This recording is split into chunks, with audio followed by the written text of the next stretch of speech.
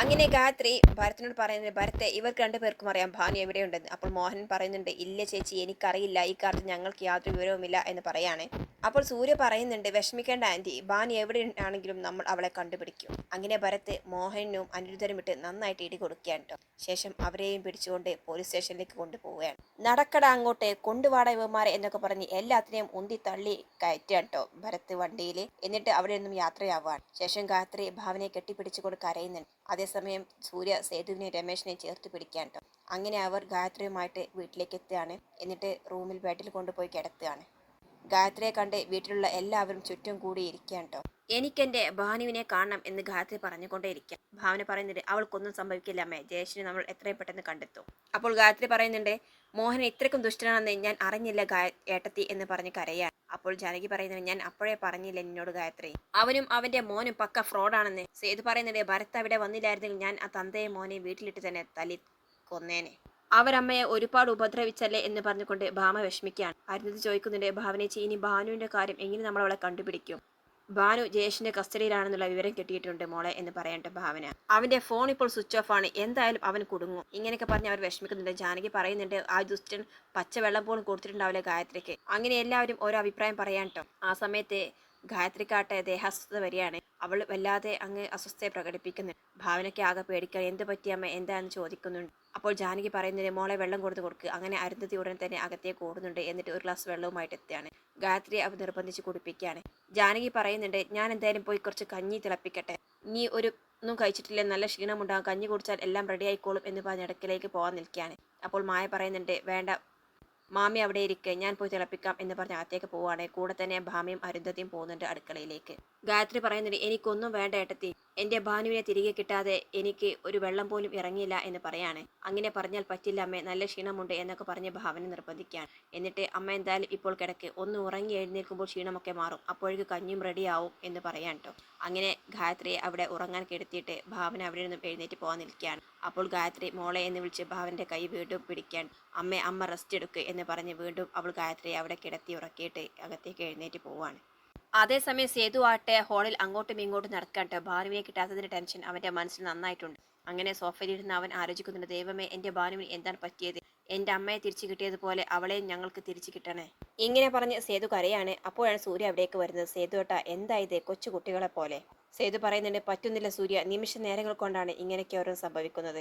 ഓരോന്ന് ആലോചിക്കുമ്പോൾ എനിക്ക് പേടിയാവുകയാണ്. ഭാനുവിന് എന്താ സംഭവിച്ചത് നമുക്കറിയില്ലല്ലോ. അമ്മയാണെങ്കിൽ ആകെ തകർന്നിരിക്കുകയാണ്. വിഷമിക്കാതെ സേതുട്ട, ഭാനുവിന് ഒന്നും സംഭവിക്കില്ല. അമ്മയെ നമുക്ക് തിരിച്ചു കിട്ടിയില്ലേ. ഭാവനക്കും നല്ല വിഷമമുണ്ട്, പക്ഷെ അവൾ പുറത്ത് കാണിക്കുന്നില്ല മാത്രമുള്ളൂ എന്ന് പറയാൻ സൂര്യ. സേതു പറയുന്നുണ്ട്, അമ്മയോടൊപ്പം ഭാനുവും കാണുമെന്നായിരുന്നു എൻ്റെ വിശ്വാസം, പക്ഷേ എന്ന് പറഞ്ഞിട്ട് അവൻ കരയാണ്. അപ്പോൾ സൂര്യ പറയുന്നത്, ഇതിപ്പോൾ അച്ഛനും മോനും തമ്മിലുള്ള കളിയാണെന്ന് മനസ്സിലായില്ലേ സേതുവേട്ട? ഭാനുവിന്റെ കൂട്ടുകാരികൾ പറയുന്ന മൊഴി അടിസ്ഥാനത്തിൽ നോക്കുകയാണെങ്കിൽ ഭാനു ഇനി മറ്റെവിടെയും പോകാൻ സാധ്യതയില്ല. അവൾ ജയേഷിന്റെ കസ്റ്റഡിയിൽ തന്നെയുണ്ട്. അപ്പോൾ സേതു പറയുന്നത്, ആ റാസ്കലിനെ കയ്യിലെങ്ങാൻ കിട്ടിയാൽ പിന്നെ അവൻ ഒരിക്കലും ഈ ഭൂമിയിൽ കാണത്തില്ല എന്ന് പറയാണ്. ഇത് കേട്ടുകൊണ്ട് ഭാവന അവിടേക്ക് വരുന്നത്. ആദ്യം ഭാനുവിനെ തിരിച്ചു കിട്ടാൻ പ്രാർത്ഥിക്ക് സേതുവേട്ട, അവൾക്കൊന്നും സംഭവിക്കാതിരുന്നാൽ മതിയായിരുന്നു എന്ന് പറഞ്ഞ് അവൾ കരയാണ്. സേതു പറയുന്നത്, അങ്ങനെയൊന്നും വിശ്വസിക്കാൻ പറ്റത്തില്ല ഭാവന. ഓരോ ദിവസവും ഇവിടെ അങ്ങനെയുള്ള കാര്യങ്ങളെ നടന്നുകൊണ്ടിരിക്കുന്നത്. അവൻ ഭാനുവിന്റെ ജീവനെടുക്കാനും മടിക്കില്ല എന്നൊക്കെ പറയാണ്. അപ്പോൾ സൂര്യ പറയുന്നത്, അങ്ങനെ അവൻ ജീവനെടുക്കാനൊന്നും പറ്റില്ല സേതുവേട്ട, നമ്മളെല്ലാവരും അവനെ സംശയിക്കുകയുള്ളൂ എന്ന് അവനറിയാം എന്ന് പറയട്ടെ സൂര്യ. അപ്പോൾ ഭാവന പറയുന്നത്, ഇപ്പോൾ തന്നെ നമ്മൾ ഒരിക്കലും പ്രതീക്ഷിക്കാത്ത ആളാണ് അമ്മയെ കിഡ്നാപ്പ് ചെയ്തിരിക്കുന്നത്. ഭാനുവിന്റെയും ജയേഷിന്റെ വിവാഹം തീരുമാനിച്ച സ്ഥിതിക്ക് ഒരിക്കലും ആ മാമൻ അങ്ങനെ ചെയ്യുമെന്ന് നമ്മൾ കരുതിയതല്ല. രണ്ടുപേരെ ഈ വീട്ടിൽ നിന്ന് മിസ്സാണെന്ന് അറിഞ്ഞിട്ടും അവർ തിരിഞ്ഞു നോക്കാത്തതിന്റെ കാരണം ഇപ്പോൾ മനസ്സിലായില്ലേ? എല്ലാ കാര്യങ്ങൾക്കും പിന്നിൽ സ്വത്ത് തന്നെയാണ് വലിയ വിഷയം സേതുവേട്ട എന്നൊക്കെ പറയാൻ സൂര്യ. അപ്പോൾ ഭാവനയും പറയുന്നുണ്ട്, അതെ, ഇപ്പോൾ ഈ കാലത്ത് സ്വത്തിനും പെണ്ണിനും വേണ്ടിയിട്ട് മാത്രമാണ് ഇങ്ങനെ അടിയും കൊലപാതകങ്ങളും നടക്കുന്നത് എന്നൊക്കെ പറഞ്ഞ് അവരോരോ അഭിപ്രായം പറഞ്ഞുകൊണ്ടിരിക്കുകയാണ് കേട്ടോ. ഇങ്ങനെയൊക്കെ ഓരോ കാര്യങ്ങൾ പറഞ്ഞ് സേതു കരയാണ്. സൂര്യ ആശ്വസിപ്പിക്കുന്നുണ്ട്, കരയാതെ സേതുവേട്ട, നമുക്ക് എന്തായാലും ഭാനുവിനെ തിരിച്ചു കിട്ടും. ഭരത് അന്വേഷിക്കുന്നുണ്ടല്ലോ, പിന്നെ അവന്റെ ഫോൺ സ്വിച്ച് ഓൺ ആയാൽ നമ്മൾ പോവും അവനെ തേടി എന്നൊക്കെ പറയാണ്. ശേഷം കാണിക്കുന്നത് ഉറങ്ങിക്കിടന്ന ഗായത്രി ജാനകിയുമായിട്ട് സംസാരിക്കുകയാണ്. എന്റെ മോളെ എങ്ങാൻ തിരിച്ചു കിട്ടിയിട്ടില്ലെങ്കിൽ പിന്നെ ഞാൻ ഈ കിടപ്പിൽ നിന്നും ഒരിക്കലും എഴുന്നേൽക്കില്ല. അപ്പോൾ ജാനകി പറയുന്നത്, അങ്ങനെയൊന്നും ചിന്തിക്കേണ്ട ഗായത്രി, ഒരു സന്തോഷം തരുമ്പോൾ ഈശ്വരൻ നമുക്കൊരു ദുഃഖവും തരും. ഭാഗ്യത്തിന് നിന്റെ ജീവന് ഒരു ആപത്തും വന്നില്ലല്ലോ. അപ്പോൾ ഗായത്രി പറയുന്നു, ഇതിന് വേണ്ടിയിട്ടായിരുന്നല്ലോ ചേച്ചി ആ മോഹനൻ ഓരോ അടവുകളും പറഞ്ഞ് നമ്മളോട് ബന്ധം കൂടാൻ വന്നത്. അപ്പോൾ ജാനകി പറയുന്നത്, അവൻ കാലന് മുന്നേ ജനിച്ചതാണ്. അവനെ കാണുമ്പോൾ തന്നെ അറിയാം അവൻ കൊടും വിഷമാണെന്ന്. ഭാനുവിനെ അവന്റെ മകനെ വിവാഹം കഴിച്ചു കൊടുത്തിരുന്നെങ്കിൽ എന്തായിരുന്നേനെ നമ്മുടെ മോളുടെ അവസ്ഥ. അപ്പോൾ ഗായത്രി പറയുന്നുണ്ട്, ഒന്നും കാണാതെ ദൈവം മറ്റൊന്നും ഉണ്ടാക്കില്ലല്ലോ. ജാനകി പറയാണ്, ഈ സമയത്ത് പപ്പേറ്റയും കൂടി ഇവിടെ വേണമായിരുന്നു. എങ്കിൽ എല്ലാ കാര്യത്തിനും ഒരു തീരുമാനമായേനെ എന്നൊക്കെ പറയാണ്. അപ്പോഴാണ് ഭാവന രണ്ടുപേർക്കും ചായയുമായിട്ട് അവിടേക്ക് വരുന്നത്. ഗായത്രി വേണ്ട എന്ന് പറഞ്ഞിട്ടോ ഭാവന നിർബന്ധിച്ച് അല്പം അതിരുന്ന് കുടിപ്പിക്കാൻ കേട്ടോ. ഗായത്രി ചോദിക്കുന്നുണ്ട്, ഭരത്തെ വിളിക്കുകയോ മറ്റോ ചെയ്തോ മോളെ? ഇല്ല അമ്മേ, എത്രയും പെട്ടെന്ന് ഒരു സന്തോഷ വാർത്ത കേൾക്കാൻ വേണ്ടിയിട്ട് നമ്മൾ പ്രാർത്ഥിക്കുകയാണ് ഇപ്പോൾ വേണ്ടത് എന്ന് ഭാവന പറയട്ടെ. അപ്പോൾ ഗായത്രി പറയുന്നുണ്ട്, എനിക്ക് പ്രാർത്ഥനയുള്ളേ മോളെ. എന്നെയും കൂടി കാണാതായപ്പോൾ എൻ്റെ മോൾ വല്ലാതങ്ങ് പേടിച്ചു അല്ലേ എന്ന് ചോദിക്കുകയാണ്. അപ്പോൾ ഭാവന അമ്മയെ മാറോട് ചേർത്ത് പിടിക്കുകയാണ് കേട്ടോ. ഭാവന പറയുന്നുണ്ട്, അത് പിന്നെ ഞാൻ പേടിക്കാതിരിക്കുക അമ്മേ. ഈ ഭൂമി തന്നെ താഴ്ന്നു പോകുന്നത് പോലെ എനിക്ക് തോന്നി. മാത്രവുമല്ല ആരും എന്നെ അറിയിച്ചതുമില്ല അമ്മേ. അപ്പോൾ ഗായത്രി പറയുന്നുണ്ട്, അത് നിനക്കും നിന്റെ കുഞ്ഞിനും ഒരാപത്തും വരാതിരിക്കാൻ വേണ്ടിയല്ലേ മോളെ. ഗർഭിണിയായിരിക്കുന്ന സ്ത്രീക്ക് പെട്ടെന്നുള്ള ഷോക്കിൽ മാനസിക പ്രയാസങ്ങൾ ഉണ്ടായാൽ അത് ആദ്യം ബാധിക്കുന്നത് വയറ്റിൽ കിടക്കുന്ന കുഞ്ഞിനെയായിരിക്കും. അത് ആ കുഞ്ഞിൻ്റെ തലച്ചോറിനെയും ഹൃദയത്തെയും നല്ല രീതിയിൽ ബാധിക്കുമെന്ന് അറിയുള്ളവർ ഞാൻ പറഞ്ഞത് കേട്ടിട്ടുണ്ട്. അത് പിന്നെ കുഞ്ഞിനെ ഭാവിയിൽ നല്ല രീതിയിൽ ബാധിക്കുകയും ചെയ്യും. ഇനി നിന്നോട് ഈ വിവരം അറിയിക്കാത്തതിൻ്റെ പേരിൽ ജയയോടോ ദേവനോടോ സൂര്യയോടോ ഒരു ദേഷ്യവും നിനക്കുണ്ടാകരുത്. അപ്പോൾ ഭാവന പറയുന്നുണ്ട്, ഇല്ല അമ്മേ, എനിക്ക് എൻ്റെ അമ്മയെ തിരിച്ചു കിട്ടിയില്ല. ഇല്ലെങ്കിൽ എനിക്ക് ഉറപ്പായിട്ടും ദേഷ്യമുണ്ടാകുമായിരുന്നു എന്ന് പറയാണ്. ഇനി ഭാനുവിനെയും കൂടി കണ്ടെത്തിയാലേ മനസ്സിനൊരു സമാധാനം ഉണ്ടാവുകയുള്ളൂ അമ്മേ എന്ന് പറയട്ടെ ഭാവന. അപ്പോൾ ഗായത്രി പറയുന്നുണ്ട്, എല്ലാവരുടെയും അവസ്ഥ അത് തന്നെയാണ് മോളെ. ശേഷം അമ്മ ഈ ചായ കുടിക്കുക എന്ന് പറഞ്ഞ് ബാക്കിയുള്ള ചായയും കൂടി ഗായത്രിയെ കൊണ്ട് കുടിപ്പിക്കാൻ കേട്ടോ. ശേഷം കാണിക്കുന്നത് സൂര്യ വിഷമിച്ച് അവിടെ ഇരിക്കാൻ. അപ്പോൾ ഭാവന അവിടേക്ക് വരുന്നുണ്ട്. സൂര്യ ഭാനുവിൻ്റെ ഒരു കാര്യവും അറിഞ്ഞില്ലല്ലോ എന്ന് പറയാണ്. ഞാനും അത് തന്നെയാണ് ഭാവന ഓർക്കുന്നത് എന്ന് സൂര്യ പറയാൻ കേട്ടോ. ഭാനുവിനെ അവൻ്റെ എല്ലാ രഹസ്യങ്ങളും അറിയാം എന്നത് കൊണ്ട് അവനിനി അവളെ അപായപ്പെടുത്തുമോ എന്നതാണ് എൻ്റെ പേടി എന്ന് പറഞ്ഞ് കരയാൻ കേട്ടോ ഭാവന. സൂര്യ പറയുന്നത്, അതൊന്നും പറയാൻ പറ്റില്ല ഭാവന. അവൻ്റെ മുന്നിൽ ശരിയേതെന്ന് തോന്നി അതേ അവൻ ചെയ്യും. പിന്നെ ആകെയുള്ള ആശ്വാസം മറ്റുള്ളവരെല്ലാം അറിഞ്ഞു എന്നുള്ള കാര്യം അവൻ അറിഞ്ഞിട്ടുണ്ടാകില്ല. അതുകൊണ്ട് ഏത് സമയത്തും അവൻ പുറത്തു വരും. അതുവരേക്കും ഭാനുവിന് ഒന്നും സംഭവിക്കാതിരിക്കാൻ നമുക്ക് പ്രാർത്ഥിക്കാം എന്ന് പറയാണ്. അപ്പോഴാണ് സൂര്യയുടെ ഫോൺ റിങ് ചെയ്യുന്നത്. അത് ഭരത്തായിരുന്നു കേട്ടോ. അവന് പറയുന്നുണ്ട്, സൂര്യേട്ടാ, ആ ജയേഷിൻ്റെ ഫോൺ ഓൺ ആയിട്ടുണ്ട്. അവൻ എവിടെയാണെന്നുള്ള വിവരം വ്യക്തമായിട്ട് കിട്ടിയിട്ടുണ്ട് എന്ന് പറയാൻ കേട്ടോ. അപ്പോൾ സൂര്യ ആകെ ഷോക്കാവാണ്. എവിടെയാണ് ഭരത്തെ എന്ന് ചോദിക്കുന്നുണ്ട്. അത് ഇവിടെ അടുത്ത് തന്നെയാണ് സൂര്യേട്ടാ. അങ്ങനെ പറഞ്ഞിട്ട് ഭരത് ലൊക്കേഷൻ പറയുന്നുണ്ട്. ഞാനിപ്പോൾ ദൂരെ നിന്ന് വന്നുകൊണ്ടിരിക്കുകയാണ്. നമ്മുടെ വീടിൻ്റെ ഏകദേശം അടുത്ത് തന്നെയാണ്. സിറ്റിയിൽ നിന്ന് കുറച്ച് മാറി ആളൊഴിഞ്ഞ ഒരു വീട്ടിലാണ് ജയേഷിനെ കാണിച്ചിരിക്കുന്നത് എന്നൊക്കെ പറയാൻ കേട്ടോ. അപ്പം സൂര്യ പറയുന്നുണ്ട്, ഓക്കെ ഭരത്തെ, ഞാനും അങ്ങോട്ടേക്ക് പുറപ്പെടാം.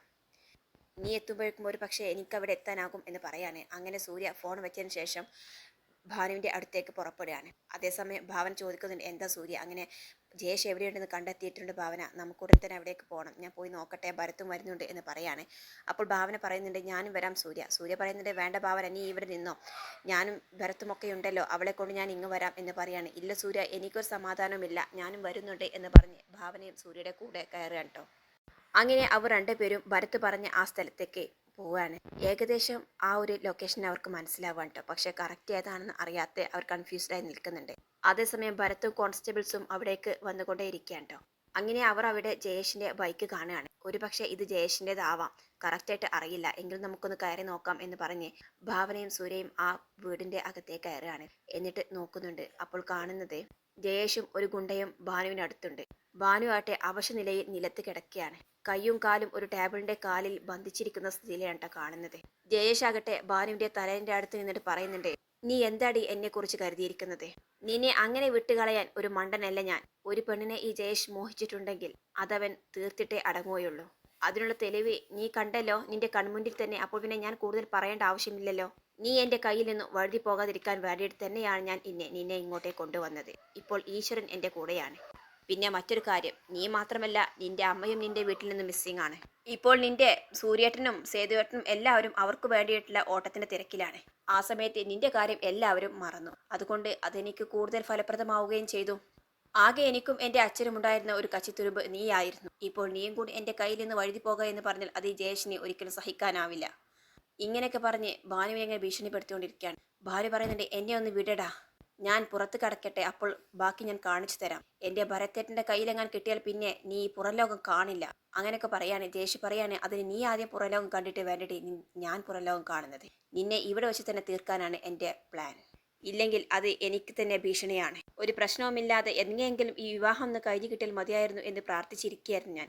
അപ്പോഴാണ് അവൾ ഓരോ തെളിവുകളുമായിട്ട് കുത്തിപ്പൊക്കി വന്നിരിക്കുന്നത്. തീർന്നടി എന്നൊക്കെ പറഞ്ഞ് അവൻ അട്ടഹസിക്കാൻ ട്ടോ. ആ സമയത്താണ് തൊട്ട് ബാക്കിൽ നിൽക്കുന്ന ഗുണ്ടയുടെ തലയ്ക്ക് ഒരു വടി വന്ന് വീഴുന്നത്. അദ്ദേഹം വേദന കൊണ്ട് നിലത്തേക്ക് വീഴാൻ ട്ടോ. ഇത് കണ്ട് പേടിച്ചുകൊണ്ട് തിരിഞ്ഞു നോക്കുകയാണ് ജയേഷ്. അപ്പോൾ സൂര്യയാണ് ട്ടോ കാണുന്നത്. തൊട്ടു പിന്നാലെ തന്നെ ഭാവനയും. അങ്ങനെ മോളെ എന്ന് പറഞ്ഞ് ഭാനുവിൻ്റെ അടുത്തേക്ക് വരുന്നുണ്ട്. ചേച്ചി എന്ന് പറഞ്ഞ് ഭാനുവും കരയാണ്. അപ്പോഴേക്കും സൂര്യ ജയേഷിനെയും ആ ഗുണ്ടയെയും നന്നായിട്ട് ഇടിച്ച് വീഴ്ത്തുകയാണ് ട്ടോ. അതിനിടയിൽ ഭാവന എങ്ങനെയൊക്കെയോ ഭാനുവിനെ കെട്ടഴിച്ച് അവളെ ഫ്രീ ആക്കുകയാണ്. ചേച്ചി എന്ന് പറഞ്ഞ് അവൾ പേടിച്ചുകൊണ്ട് ഭാവനെ കെട്ടിപ്പിടിച്ച് നിൽക്കുകയാണ്. മോൾ പേടിക്കണ്ട എന്ന് പറഞ്ഞ് ഭാവന ആശ്വസിപ്പിക്കുന്നുണ്ട്. അങ്ങനെ സൂര്യയും അവർ ജയേഷും രണ്ടുപേരും ചേർന്ന് ഇടിക്കുന്നുണ്ട്. അതിനിടയിൽ ഭാവന സൂര്യ എന്ന് പറഞ്ഞ് അവനെ രക്ഷിക്കാൻ വേണ്ടി മുന്നോട്ട് വന്നതാണ്. ജയേഷ് വന്ന് ഭാവനയെ പിടിച്ച് തള്ളുകയാണ് ട്ടോ. അങ്ങനെ അവിടെ ഉണ്ടായിരുന്ന ഒരു ചെയറിന് മീതെ ഭാവന വന്ന് വീഴാണ്. കറക്റ്റ് അവരുടെ വയറിന് തന്നെ അത് പ്രസ്സായി നിൽക്കുകയാണ് ട്ടോ. ഭാവനയ്ക്ക് വേദന കൊണ്ട് അവിടെ നിന്ന് എഴുന്നേൽക്കാൻ പോലും പറ്റാത്തൊരവസ്ഥ. ഇത് കണ്ടു നിൽക്കുന്ന ഭാനു ചേച്ചി എന്ന് പറഞ്ഞ് കരയാണ്. പക്ഷെ അപ്പോഴേക്കും ജയേഷ് അവളുടെ വാ പൊത്തി അവളെ അവിടെ നിന്ന് മാറ്റാൻ ശ്രമിക്കുകയാണ്. സൂര്യയായിട്ട് ആ ഗുണ്ടയുടെ കയ്യിൽ നിന്നും പിടഞ്ഞ് അവരൊക്കെ തള്ളി മാറ്റി ഭാവന്റെ അടുത്തേക്ക് ഓടിയെത്തുന്നുണ്ട്. അങ്ങനെ ഭാവനയെ അവിടെ നിന്നും എഴുന്നേൽപ്പിക്കുകയാണ്. പക്ഷെ അവൾക്ക് വയറുവേദന കൊണ്ട് നിവർന്ന് നിൽക്കാൻ പറ്റാത്തൊരവസ്ഥയാണ്. ഈ ദേഷ്യത്തിൽ നന്നായിട്ട് ജയേഷിനെയും ആ ഗുണ്ടയും അടിച്ചു വീഴ്ത്തേണ്ട സൂര്യ. ശേഷം ഭാനുവും സൂര്യയും ചേർന്ന് ഭാവനയെ അവിടെ നിന്ന് ഫ്രീ ആക്കുകയാണ്. എന്നിട്ട് ഹോസ്പിറ്റലിലേക്ക് കൊണ്ടുപോവുകയാണ്. ഏറെ നേരത്തെ പരിശോധനയ്ക്ക് ശേഷം ഡോക്ടർ വന്ന് ആ വാർത്ത സൂര്യയോട് പറയാം. അത് കേട്ട് സൂര്യ ആകെ ഷോക്കായി കരഞ്ഞു നിൽക്കുകയാണ് ട്ടോ.